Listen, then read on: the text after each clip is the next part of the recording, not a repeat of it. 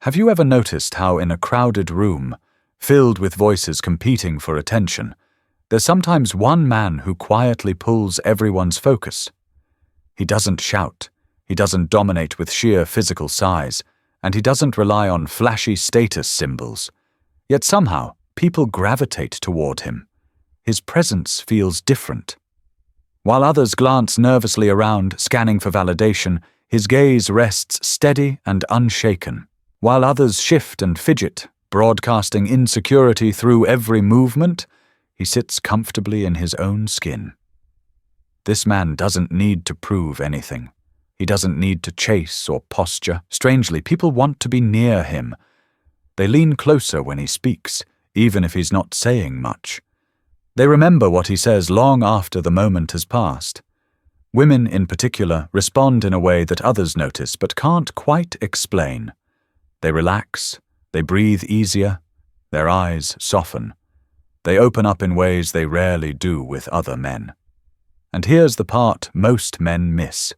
This attraction has nothing to do with tricks, techniques, or carefully calculated displays of dominance. It isn't the result of some manipulative strategy. It flows from something far more fundamental, a different quality of consciousness. You see, the truth is that most men walk through life imprisoned by invisible strings. Their thoughts, their behaviors, their very presence are unconsciously driven by a single force: sexual desire. This force isn't evil, it isn't shameful, but for the vast majority, it remains unexamined and unintegrated. It leaks into every interaction, pulling their energy downward, leaving women feeling drained, objectified, and wary. The man who stands out, the one whose presence shifts the entire atmosphere, has discovered something radical. He has separated his identity from the blind pull of instinct. He hasn't repressed his desire. He hasn't neutered his masculinity. In fact, he may feel desire more intensely than others, but he is no longer possessed by it. He has cultivated what Carl Jung might describe as a differentiated mind, a mind that recognizes desire without being enslaved by it. This is what makes him magnetic in ways others cannot imitate. His energy doesn't demand, his presence doesn't consume, his attention doesn't drain. Instead, people sense something rare, a man who is whole within himself, who sees without needing to take. In a world saturated with hunger, this quality of presence becomes extraordinary. And this is where our journey begins, with the realization that modern man's greatest weapon isn't louder speech, greater wealth, or sharper tactics. It's the desexualized mind, the state of being that turns ordinary presence into something unforgettable. Look around you for just a moment. Billboards scream for your attention with carefully crafted images. They don't just sell you products, they sell you bodies. A perfume isn't advertised with its fragrance notes, but with the curves of a half-dressed model. A cheeseburger isn't just food, it's paired with glossy lips and seductive eyes. Even entertainment reduces women to consumable images, and social media algorithms sharpen the blade further, serving endless reels of objectification to keep your gaze hooked. This is not accidental. It's a system designed with precision. A man identified with his hunger is predictable. He can be baited. His attention can be captured. His insecurities can be exploited. He will spend money chasing validation, chasing symbols of status, chasing women who he secretly hopes will fix the emptiness gnawing at him. In short, the lust-driven man is the perfect consumer. Carl Jung warned about this decades ago, long before today's extreme cultural climate. He saw that when humanity denies the sacred dimension of its instincts, when we reduce them to mere biological impulses, they don't vanish. They mutate. They become pathological. The gods have become diseases. Jung wrote, describing how our deepest archetypal energies, stripped of myth and ritual, turn into compulsions and obsessions. The sexual drive, when divorced from higher meaning, becomes not a source of connection but a source of slavery. This is why the differentiated man stands out so dramatically. He isn't pulled by the same invisible strings. He isn't scanning the room for bodies to consume. He isn't enslaved by algorithms designed to exploit his attention. His presence feels steady because he is steady. His gaze rests on people rather than projections. His energy communicates no hidden agenda. Women sense this difference instantly. Their bodies know it before their minds do. In the presence of lust-driven men, women feel the weight of expectation, the unspoken demand to perform, to validate, to satisfy. Their nervous systems tense, their guard rises, even if they smile politely. But when a man has broken free from unconscious identification with desire, something remarkable happens. Women feel safe. Not because he is weak, but because he no longer carries the predatory charge of need. And here lies the paradox. In releasing the grip of lust, this man becomes infinitely more attractive. He isn't trying to seduce, yet people are drawn to him. He isn't playing a game, yet he wins without effort. This is the power of the desexualized mind, a power the system doesn't want you to discover, because the moment you do, you stop being easy to control. Most men make the same mistake when they hear the phrase desexualized mind. They imagine repression.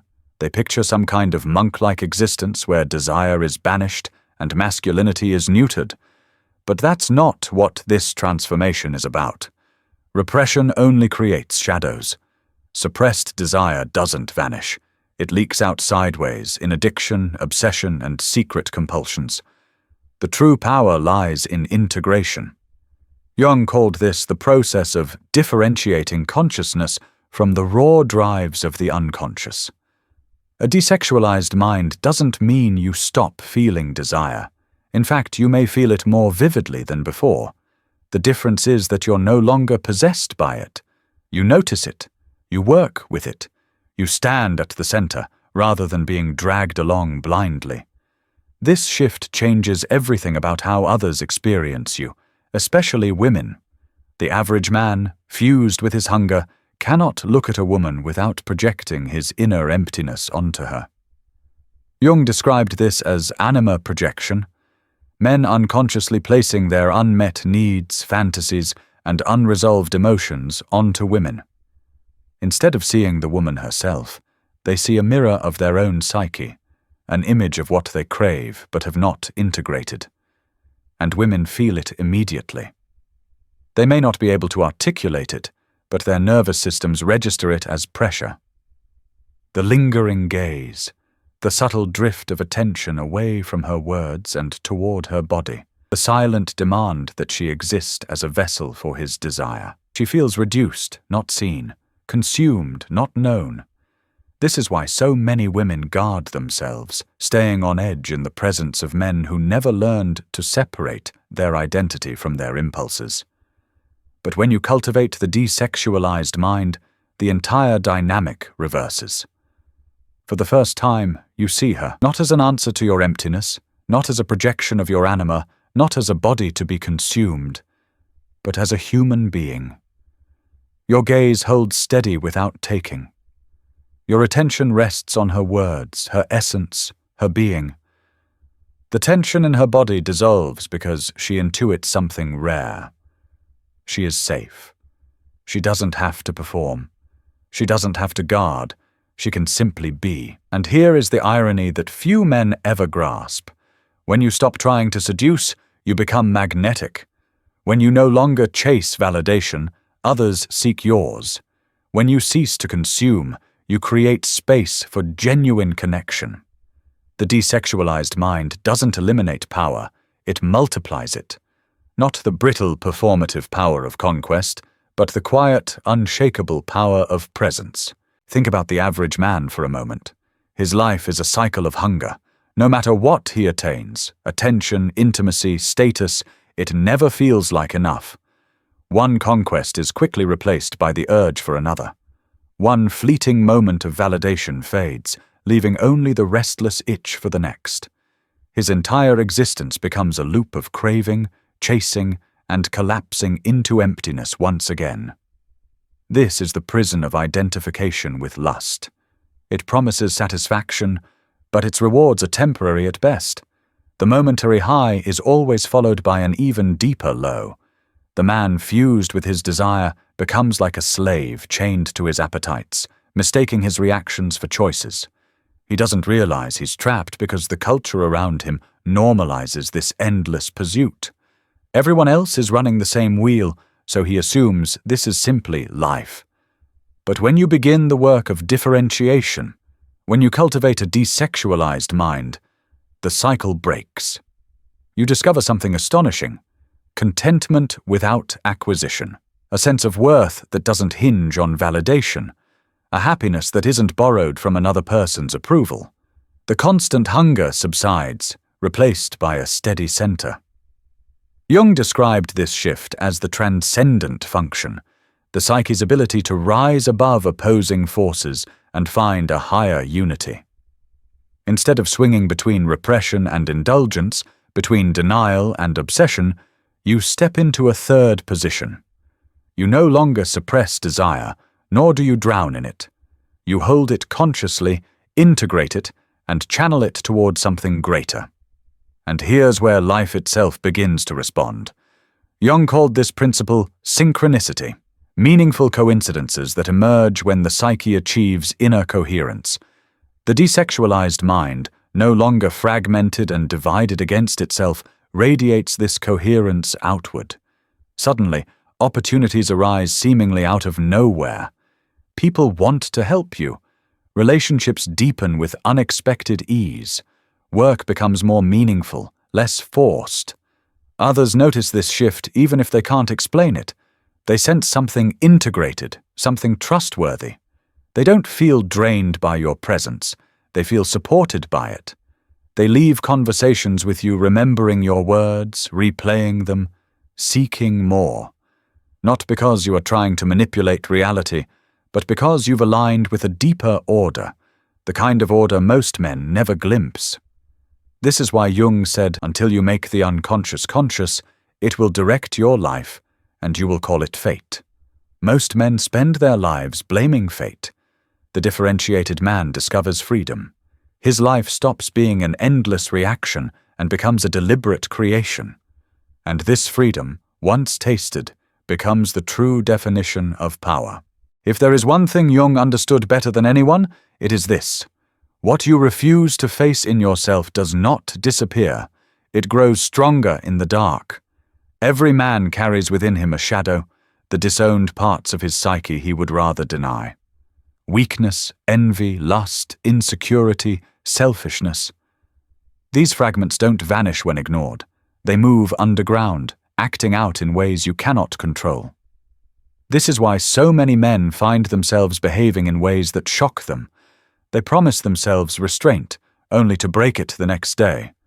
They swear they'll stop chasing validation, only to collapse the moment temptation arises. It isn't willpower that fails them. It's unconsciousness. They are possessed by parts of themselves they refuse to acknowledge. Jung wrote that the shadow is a moral problem that challenges the whole ego personality. To become conscious of it requires tremendous courage, the willingness to look directly at what you've avoided your entire life. And make no mistake, this is the gateway to the desexualized mind. You cannot free yourself from identification with lust without first admitting its grip on you. But here lies the paradox. Once faced, the shadow loses its power. What was once a hidden master becomes material for integration. The man who acknowledges his lust, his insecurity, his hunger, begins to transform them. He is no longer dragged along by them unconsciously. He begins to stand in the space Jung called psychological objectivity, the ability to observe his inner processes without collapsing into them. From here, a new order emerges. The ego, your conscious sense of I, strengthens, not by inflating itself with bravado, but by holding its ground against the tides of the unconscious. A weak ego is constantly swept away by the drive of the moment. A strong ego engages those drives without becoming possessed by them. And as this strength develops, another center of gravity begins to appear. What Jung called the self, the archetype of wholeness. The self is not just another layer of the ego. It is the deeper organizing principle of your entire psyche, conscious and unconscious alike. As your ego learns to stand firm, the scattered pieces of your inner world begin to orbit around this greater center. You feel more grounded, more whole, more authentically yourself. And this is the essence of the desexualized mind. Not suppression, not denial, but integration. The scattered fragments of your psyche begin to cohere. The hunger that once fractured you begins to serve a larger wholeness. And from that wholeness emerges the quiet authority, the presence that makes others stop and take notice. The man who undertakes this path discovers something almost no one in the modern world will ever taste: inner authority. Not the fragile confidence that comes from validation or conquest, but the unshakable certainty of a man who knows who he is. Jung distinguished between the ego and the self. The ego is the center of ordinary consciousness, the I that gets tossed about by moods, impulses, and desires. But the self is deeper. It is the archetype of wholeness, the true regulating center of the psyche. When you begin to live from this deeper center, something profound shifts. You stop begging the world to confirm your worth. You stop hunting for scraps of validation. You no longer need to manipulate others or perform for approval. You carry your value with you, silently, unshakably. This is what people sense in the rare man whose presence shifts a room. His authority doesn't come from status symbols or rehearsed dominance. It radiates from within, from alignment with the self. Jung described this emergence as nothing less than the finding of God, not as a distant deity, but as the numinous center inside you that brings order to your fragmented psyche. And once this center awakens, it transforms everything. Your relationships change. Women respond to you with a trust and openness they rarely extend to other men. Not because you're running tactics, but because you're no longer trying to consume them. They feel seen, not used. They relax, not because you've suppressed your masculinity, but because you've integrated it. The desexualized mind doesn't repel women, it magnetizes them. The irony is unavoidable. When you stop chasing, you become the one they chase. Your work changes. What once served your need for validation now becomes genuine contribution. You create not from emptiness, but from wholeness. People sense the difference. They want to support, collaborate, and follow. Life itself seems to respond differently, aligning opportunities and connections around you. Jung called this synchronicity, the mysterious ordering principle that mirrors inner coherence in outer events. But most importantly, you change. The endless hunger dissolves. The reactive patterns fade. You no longer live as a slave to drives you don't understand. You live as an integrated being, guided by choice instead of compulsion, coherence instead of fragmentation. You embody the power most men never find, the power of psychological freedom. And so the question becomes, how long will you remain a prisoner of unconscious desire? How long will you mistake your reactions for choices, your projections for reality? The path of differentiation is not easy. It demands courage, honesty, and a willingness to face what you've avoided. But the reward is liberation, because when you develop a desexualized mind, you don't lose your masculinity, you refine it. You don't weaken your desire, you strengthen it. You don't become less of a man, you become more. You become whole, you become rare. You become the kind of man others gravitate toward without knowing why. This is modern man's greatest weapon. Not louder words, not hungrier ambition, but the quiet, undeniable authority of integration, the desexualized mind. The choice is yours. Remain enslaved to forces you refuse to confront, or step into the wholeness that few men will ever know. Everything changes when you stop being controlled by lust. Everything begins when you choose freedom.